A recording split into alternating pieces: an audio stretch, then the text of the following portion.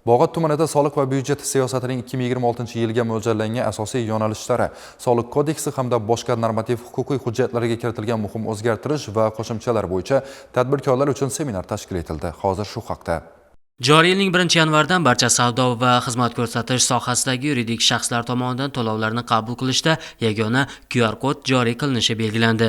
1-apreldan davlat xizmatlari va kommunal to'lovlar, ya'ni elektr, tabiiy gaz, ichimlik suvi, qolaversa alkogol, tamaki va qiymati 25 million so'mdan oshadigan tovarlar xaridi, yoqilg'i quyish va elektr zaryadlash xizmatlari hamda ko'chmas mulk, uy-joylarni va ishlab chiqarilganiga 10 yildan oshmagan avtotransport vositalarini sotish yoki sotib olish bularning barchasi bank kartalari yoki elektron to'lov tizimlari orqali amalga oshiriladi. Seminarda joriy yilgi soliq stavkalari, biznes vakillari uchun taqdim etilayotgan soliq imtiyozlari hamda naqdsiz hisob-kitoblarni ommalashtirish va yashirin iqtisodiyot ulushini qisqartirish yuzasidan mutaxassislar tomonidan tushuntirishlar berildi.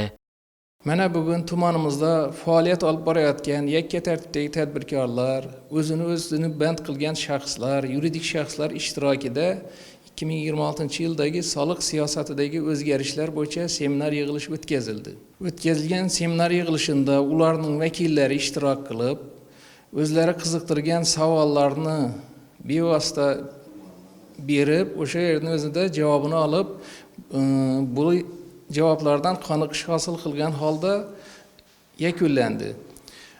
Bunday targ'ibot, tashviqot va seminar ishlarini bevosita soliq to'lovchilarining oldiga tashrif buyurgan holda ularning soliq yo'nalishi bo'yicha muammolarni joyiga chiqib, shu joyning o'zida hal qilish bo'yicha ishlarni yana davom qildiramiz.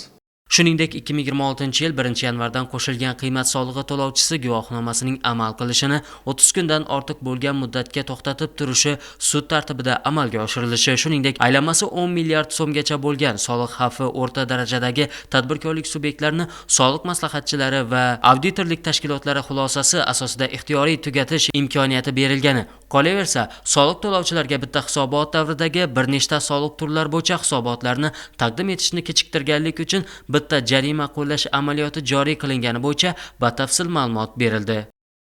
Bog'ot tumanimiz asosan bog'dorchilik, uzumchilik yo'nalishida bo'lgani sababli 2026-yildan boshlab bog'dorchilik, uzumchilik mahsulotlari, ya'ni qishloq xo'jalik mahsulotlarini sotishda qo'shilgan qiymat stavkasini 0% qilingani yaxshi yangilik bo'ldi bog'dorchilik yo'nalishi bo'yicha.